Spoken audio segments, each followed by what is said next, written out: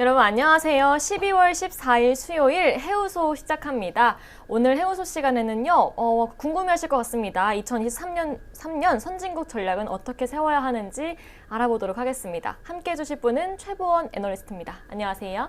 네, 안녕하세요. 안녕하세요. 안녕하세요. 어제 좀 증시가 좀 많이 올라가지고 올라서 좋긴 하지만 너무 급변하니까 조금 알쏭달쏭 하거든요. 산타랠리가 온 거야? 아니면 왔다 금방 가는 거 아니야? 싶기도 하고요. 어떻게 보시고 있나요, 시장을? 방금 그 문장 속에 다양한 질문들이 있으셨는데 네. 사실 어제 같은 경우는 많이 올랐다라고 생각을 하실 수가 있지만 이 CPI 발표 직후에 뭐 3, 4%씩 올랐다가 사실 조정을 조금 상당히 되돌아왔다라고 네. 보실 수가 있고요. 뭐 그런 이유로는 아무래도 이번에 오늘 이제 내일이 되는 새벽에 예정이 되어 있는 FOMC 네. 그리고 테슬라가 상당히 크게 조정을 받으셨죠. 그런 영향이 반영이 되고 있는데 아무래도 단기적으로는 이렇게 증시 변동성이 높은 구간이 좀 이어질 것이다. 이렇게 보고 있습니다. 그리고 산타랠리 말씀을 주셨는데 사실은 산타랠리가 이 산타클로스 할아버지분들께서 휙 날아가듯이 뭐 5%, 6%, 15%씩 오르는 게 아니라 사실 최근 10년 그리고 20년 평균으로 내어보았을 때도 사실은 뭐 0.5% 전후 이 정도였기 때문에 사실 이제 그것보다는 그 전후의 사항을 올해는 조금 더 보셔야 된다라고 개인적으로 생각을 하고 있습니다. 네. 그러면 이제 우리가 뭐 결국은 뭐 내년도를 준비하는 전략적인 부분들이 필요한데 올해 이제 그래도 마지막 CPI 발표가 시장의 안도감을 좀 심어줬다라고 한다면은 FOMC에서 과연 내년도에 금리 상단이라든지 아니면은 중장기적으로 봤을 때 과연 금리의 인하를 언제 또 만들어낼 것인가 이러한 부분들이 시장 전략의 가장 중요한 요소가 되지 않을까라는 생각이 드는데 그러한 부분은 어떻게 좀 생각을 하고 계신가요? 우선 기준금리 인하보다는 아무래도 최종 기준금리가 어느 정도까지 될 것이냐에 네. 초점을 두셔야 될 것 같아요. 그런 만큼 이번 12월 FOMC를 앞두고도 아무래도 50bp 인상 가능성 상당히 높게 평가가 되고 있습니다. 하지만 그것보다도 더 중요한 게 다음에 2월 그리고 3월의 FOMC인데 그때도 기준금리가 조금은 늦게 올라갈 수 있을 것이냐 25bp 수준에 그칠 수 있을 것이냐 여기를 보셔야 될 것 같아요. 그 힌트를 얻을 수 있는 게 바로 이 오늘 저녁에 이제 내일 새벽에 그죠. 발표가 될 이 FOMC에서 점도표가 상향이 되는지 이것을 보셔야 될 거다라고 말씀을 드릴 수 있겠습니다.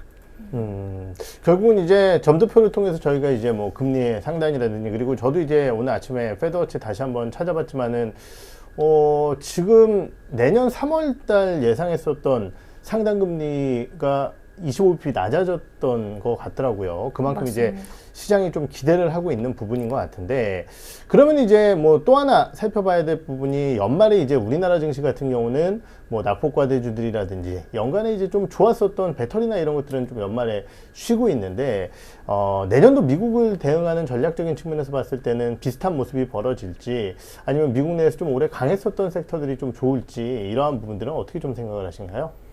아무래도 저희가 지수 하락 요인들이 상당히 다양했던 해였던 만큼 내년 같은 경우에도 조금 세분화가 필요하실 것 같아요. 네. 우선 적어도 1분기 같은 경우에는 여전히 필수 소비재 헬스케어 업종으로 대응을 하시기를 추천을 드리고 있습니다. 그리고 성장주 중에서는 사실은 상대적으로 실적이 양호한 IT 업체들 선호를 하고 있고요. 하지만 해당 업체들은 1분기까지는 등락이 상당히 좀 반복이 될 수 있는 만큼 조금은 장기적인 전략보다는 단기적으로 트레이딩 매매 전략으로 대응을 해야 된다라고 생각을 합니다. 하지만 이 연간 기준으로 보면은 낙폭과대 업체들 안 볼 수가 없는데요. 우선적으로 보셔야 되는 게 이 미국의 인플레이션 압력이 둔화가 되는 시기에 부각이 될 수 있는 업체들입니다. 어제도 살짝 시그널들이 보여졌지만 연말 연초 상당히 조금 흔들릴 수가 있는 만큼 연간으로 조금 빠졌을 때 이제 주목을 할 수 있는 업종들이 없을까 생각을 하실 수가 있으실 것 같아요. 그러면 이어서 그 업종들까지 좀 말씀을 드리면요. 아무래도 대형 성장주 보실 수가 있고요. 여기에 더해서 모기지 금리가 계속해서 상승을 해왔기 때문에 이 모기지 금리가 하락하는 시기에는 미국에 있는 홈빌드 업체들 보실 수가 있겠습니다. 그리고 세 번째는 이 한국에서는 이 배당주가 연말에 상당히 부각이 됩니다. 하지만 미국 같은 경우에는 월 배당, 분기 배당을 지급을 하는 업체들이 상당히 다양한 만큼 만큼 단순히 이 배당 매력이 높은 업체들보다도 최근 같은 경우에는 배당 매력이 높음에도 불구하고 주가 조정이 컸던 이 리츠 업체들 위주로 좀 보실 수도 있겠다 말씀을 드릴 수 있겠습니다. 좋은 섹터들이 있는가 하면 좀 이렇게 변동성이 큰 시장인 만큼 좀 위험한 조심해야 할 종목들도 있을 것 같은데요. 어떤 섹터가 있을까요? 아무래도 조심해야 된다라고 말씀을 드릴 수는 있는 거는 아무래도 실적이 조금 더 늦게 회복이 되는 업체들이 어떤 것일까일 거입니다. 아무래도 성장주 같은 경우에도 조금 더 나누어서 증시 변동성이 이어지는 상반기에는 조금은 대형주 위주로 좀 더 보시기를 추천을 드리고요. 그리고 성장주라고 하면 대표적으로 커뮤니케이션 업종들 네. 그리고 IT 업체들 보실 수가 있는데 상대적으로 이 대형 IT들 같은 경우가 이 실적이 상대적으로는 양호하기는 합니다. 그런 만큼 IT 그 중에서도 배당 매력이 높은 업체들 이렇게 보실 수 있는데 개별 기업으로 너무 부담스러우시다라고 하면 VGT라고 하는 IT 그리고 배당 매력이 높은 기업들이 포함이 되어 있는 ETF로도 대응을 하실 수가 있다. 아이디어를 드릴 수 있겠습니다. 저는 이제 또 하나 궁금한 게 사실 지난번 CPI가 나왔을 때는 지수가 이제 폭등을 했죠. 그런데 어제 같은 경우는 저도 이제 CPI 발표 시점부터 해외 선물 좀 보고 있었지만은 3.8% 9% 정도 고점을 찍고 쭉 밀렸다가 다시 이제 3.8% 찍고 그 위로 못 올라가더라고요. 그리고 이제 종가까지는 아쉬운 주가 흐름이 좀 연출됐는데 그러다 보니까 야 이제 시장에서 헤드라인 CPI가 빠지는 거를 너무 상수로 생각하는 거 아닐까. 그러다 보니까 이제 CPI보다 다른 쪽으로 시장에 포커스가 좀 맞춰지는 거 아닐까. 저는 뭐 개인적으로 그런 생각을 하고 있는데, 물가에 대한 중요성이 조금 떨어지게 되는 건지, 첫 번째. 두 번째로는 만약에 떨어진다라고 했을 때 이것보다 조금 더 대두돼야 될 지표, 우리가 조금 더 살펴봐야 될 지표, 이거를 뭐라고 생각해야 될지 이런 것들도 좀 궁금하거든요. 우선 첫 번째 질문부터 답변을 드릴게요. 네. 우선 과거하고 상당히 좀 달라졌는가, 물가는 이제 안 보아야 되는가라고 네. 하면은 여전히 보셔야 된다라고는 생각을 합니다. 하지만 지난달하고 이번 달하고 다른 점이 있으시죠. 11월은 일부 국가에서만 통화정책 회의가 진행이 되었다라고 하면 이번 주 그리고 다음 주에는 뭐 미국, 유럽, 영국 할 거 없이 지금 통화정책 회의가 밀집이 되어 그렇죠. 있습니다. 그런 만큼 11월보다는 조금은 약했다라고 보실 수가 있고 사실은 예상치를 크게 하회했던 저번 달하고는 다르게 이번 달에는 사실은 물가 하락에 대한 물가 상승 속도 둔화에 대한 기대감이 워낙 좀 컸던 만큼 생각보다는 그것도 2개월 연속이었던 만큼 영향은 네. 덜했다라고 볼 수 있겠습니다. 그리고 이제 추가적으로 보아야 되는 지표가 어떤 것이냐라고 하면 아무래도 이 최종 기준 금리가 어느 정도가 될 것이냐인데 그거는 단순히 지표로는 또 확인을 하기가 힘든데 증시 변동성을 높이는 지표이자 일정으로 볼 수가 있는 게 이 연준 인사들의 발언이 어떻게 될 것인가. 사실 오늘까지는 이 블랙아웃 기간이 진행이 되면서 이 연준 인사들의 발언이 그렇게 많지는 않았습니다. 하지만 가파르게 오르고 또 통화정책 회의가 마무리가 되고 나면은 그러한 발언들이 증시 변동성을 높일 수가 있다라는 점은 주의를 해주셨으면 좋겠고요. 네, 물가만큼 또 중요한 게 고용률이 아닌가 싶습니다. 미국의 고용 상황은 또 어떤가요? 최근에 고용도 그렇고 이 주택과 같은 경우에도 그렇고 상당히 지표가 증시를 크게 흔들고는 그렇죠. 있습니다. 근데 실업률 같은 경우에도 이번에도 3.7% 나오셨죠. 네. 최근에 3.5에서 3.7% 왔다 갔다 하는 모습이 보여지고 있고 특히 큰 기업들이 이제 인력을 조정을 하는 모습이 보이고 있는 만큼 조금은 더 높아질 수 있을 것으로 보여집니다. 내년 같은 경우에는 사실은 실업률도 4%대까지 높아질 수 있을 거다라고 보고는 있는데 사실 과거의 긴축 때에는 이 실업률이 9%까지 계속해서 좀 높아졌던 바가 있는 만큼 그것보다는 여전히 좀 낮은 수준이기는 하다라고 증시 쪽에서는 좀 평가를 할 수가 있으시겠고요.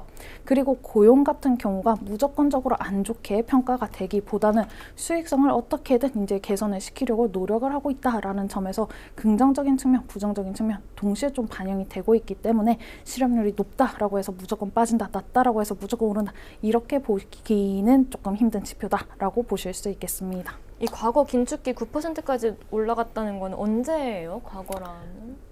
과거라고 하는 거는 저희가 지금 비교를 하는 게 주로 이 인플레이션이 가파르게 진행이 되었던 네. 시기 대표적으로는 70년대, 80년대에 진행이 되었던 이 오일 쇼크 네. 전후라고 보실 수 있겠죠. 또 하나 이제 질문해드리고 싶은 게 결국은 이제 우리가 주가가 올라간다라는 것은 위험자산 선호 현상에 따른 밸류에이션 확장이라든지 아니면은 두 번째는 이제 실적이 좋아져야 주가가 세게 올라올 수 있겠죠. 그런데 지금 밸류에이션 리스크의 완화 그리고 밸류에이션의 회복은 어느 정도 확장이 진행된 상황인 것 같아요. 왜냐면 기업 실적 추정치가 계속 빠지는 상황 속에서 주가가 올라왔으니까 어느 정도 최악은 지났다라는 평가 때문에 올라왔고, 그러면 이제 여기서 한 단계 더 올라서기 위해서는 정말 위험자산을 선호할 수 있는 유동성 환경이 되거나 아니면은 실적이 돼야 된다 이렇게 좀 판단되어지는데 사실 둘 다 아니잖아요. 그렇다라고 한다면은 지금 이 상황 속에서 지수의 레벨이 추가적으로 좀 움직일 수 있을 것이다라는 기대감을 갖기가 어렵지 않을까 이런 생각이 들기도 하거든요. 그러한 부분 쪽에서 기대 요인이 있는지 아니면은 없다라고 생각을 하시는지 어떻게 보시나요? 우선 결론부터 말씀을 드리면 네. 기대 요인이 없지는 않다라고 말씀을 드릴 수 있겠습니다. 네. 방금 말씀을 주신 게 이제 주로 얘기가 나오는 증시의 사계절 이런 표현을 쓰실 수가 있으실 것 같아요. 역금융상에서 역실정에서 이런 표현을 쓰기는 하는데 사실 지금 구간 자체가 인플레이션이 빠르게 이제 진행이 되고 기준금리가 빠르게 오르면서 실적 둔화가 조금 본격화되는 시기가 아닌가라고 볼 수가 있겠습니다. 4분기 이익 전망치가 하향되고 있고 내년 2분기 이익 전망치도 하향되고 있는 것은 사실인데 3분기 같은 경우에는 사실은 좀 올라올 것으로 보이는 만큼 상반기보다는 하반기에 조금 실적을 기반으로 한 구조적인 상승이 가능할 것이다 라고 보고 있습니다. 그런 만큼 앞에서도 말씀드린 대로 적어도 1분기 같은 경우에는 조금은 변동성이 확장이 될 수가 있고 탄탄한 기업들 위주로 보셔야 된다라고 하는 이유이고요. 네. 있으세요? 네. S&P 500이나 뭐 나스닥 같은 주가 지수의 밴드도 궁금하거든요. 예상 밴드는 어떻게 보시나요?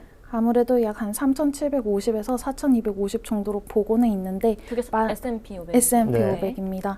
하지만 이 상단 같은 경우에는 이 물가 상승률 자체가 둔화가 되고 그리고 내년 상반기 안에 금리가 안정화되면서 무이험 이자율이 3% 초반대까지 조금씩 완화가 된다, 낮아진다라고 하면은 사실 이 상단은 조금 더 높아지면서 4,400 정도까지는 높아질 것으로 보고 있습니다.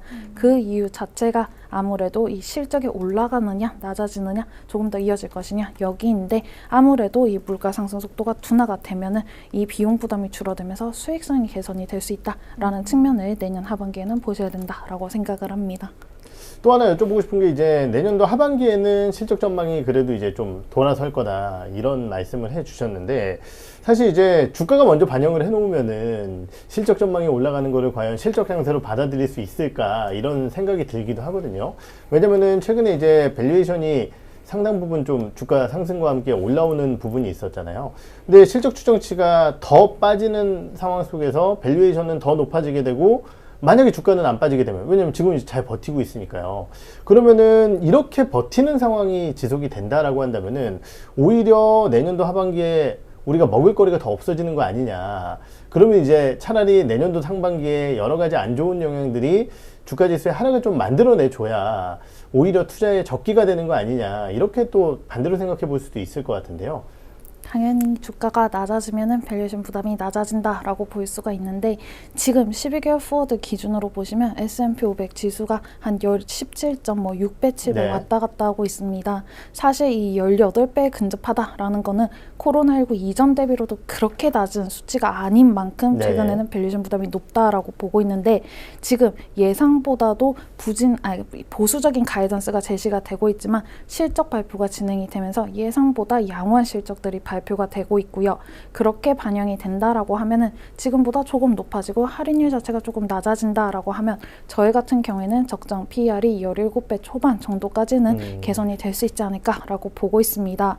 즉 지금은 상당히 좀 높은 수준이긴 하지만은 이 순차적으로 기업의 실적이 회복이 된다라고 하면은 조금 더 상승 여력은 고려를 해볼 수가 있겠다라고 보실 수가 있겠고요. 네. 다음으로 환율도 좀 궁금합니다. 환율 지금 오늘 현재가로는 1,300 밑으로 떨어졌거든요. 환율의 밴드라고 해야 될까요? 어떻게 얼만큼 움직일 거라고 보세요? 우선 환율의 밴드 같은 경우에는 저희 이제 매크로 팀에서 공식적으로 좀 발표를 드리고 있고요. 하지만 추세적으로 조금 말씀을 드리면은 달러 같은 경우에는 저도 그렇고 저희 매크로 팀 같은 경우에도 그렇고 순차적으로는 조금 이 강세 기조가 완화가 된다. 즉 조금은 약세로 갈 것이다 라고 보고 있는 만큼 조금 이 12월 같은 경우에는 왔다 갔다 할 수밖에 없는 이벤트들이 너무 예정이 되어 네. 있습니다. 하지만 1분기 그리고 순차적으로 가면서 조금 완화는 될 것이다. 이렇게 봐주시는 게 맞으실 것 같고요. 뭐 단기적으로 밴드는 없습니다. 단기적으로 좀 많이 제가 오를 내는 건 아니라. 거라고. 내일 최지민 수석 오니까 아, 최지민 수석한테 여쭤보면 네네. 될 것 같아요. 네, 알겠습니다. 그리고 이제 저희가 ETF 쪽을 뭐 아까 이제 내년도 선진국 투자 전략으로 뭐 인플레이션 완화 그리고 긴축 둔화 뭐 이런 것들 몇 가지 이제 투자 포인트를 짚어주셨는데 저희가 이제 관련 ETF들을 좀 하나하나씩 뭐 자세한 설명까지는 어려워도 이 ETF를 선정하신 이유와 종목 뭐 편입이라든지 그리고 ETF들에 대해서 좀 하나씩 알아보도록 하죠. 어떠한 ETF들을 추천을 하신 건가요? 아무래도 앞에서 말씀드렸던 이 인플레이션이 완화가 되면 수혜를 받을 수 있는 업종 그리고 기업이 네. 포함이 되어 있는 ETF인데 대표적인 성장주가 포함이 되어 있는 ETF로는 VUG라고 하는 ETF가 있습니다. 그리고 앞에서 말씀드린 IT 기업들이 함께 포함이 되어 있는 거로는 VGT가 있으시고요.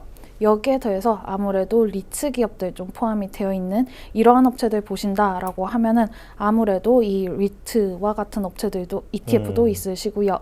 하지만 방금 홈빌더 업체들 좀 말씀을 드렸는데 네. 단기적으로는 부동산 수요가 둔화가 되면서 조금 부진할 수가 있지만 상승 여력 측면에서는 여전히 부각이 되고 있는 만큼 해당 기업들이 포함이 되어 있는 걸로는 ITB와 같은 ETF가 있습니다. 유럽 긴축 속도 둔화 시에도 소개해 주신 ETF들이 있는데 이 종목들은 어떤 종목들인가요? 유럽의 긴축 속도가 둔화가 되고 유럽의 경기 침체 우려가 완화가 되는 시기에는 단순히 유럽 쪽에서 매출이 늘어난다라는 것보다도 이 달러 강세 기조 방금 말씀해 주셨던 달러의 강세 기조가 조금은 더 완화가 될 수 있을 거다라는 측면에서 접근을 해볼 수가 있겠습니다. 미국을 기반으로 하는 리테일 업체들이 아니고 이 글로벌 유통업체들 보실 수가 있겠는데 대표적으로는 P&G와 같은 업체들이 있으시고요. 대표적인 ETF로는 XRP와 같은 ETF가 있습니다. 사실 우리가 경기가 좋아진다라고 하면은 내년도에 실적 전망치가 올라온다라고 한다면은 따지고 보면 ETF보다는 개별 종목에 대한 투자 전략이 더 좋다라고 생각하시는 분들도 분명히 있으실 것 같아요. 물론 이제 안정성적인 측면 그리고 이제 수석님이 맡으신 부분이 또 아무래도 ETF 투자 전략을 많이 말씀을 주시는데 좀 솔직하게 내년도에 그런 개별 종목 그리고 ETF 이러한 투자 전략으로 봤을 때 어느 쪽이 조금 더 괜찮을 것이다라고 생각하시는지도 조심스럽게 한번 여쭤보고 싶어요. 사실은 저희가 시리즈물을 발간을 하고 있습니다. 그래요? 네. 어떤 요인이 완화가 되면은 주목을 할 수 있는 기업들이 생길까 이런 건데 미국의 인플레이션 부담이 완화가 된다라고 하면은 우선적으로 보시는 게 애플. 우선 지금 같은 상황에서 주목할 수 있는 기업들 총 4개만 좀 말씀을 드릴게요. 네. 첫 번째 같은 경우에는 애플 보실 수가 있겠고 두 번째 같은 경우에는 아무래도 미국 내에서도 기존 그리고 새로운 부분에서 성장을 하고 있는 월마트 그리고 세 번째 같은 경우에는 홈빌더 중에서도 DR 홀튼이라고 하는 업체가 있습니다.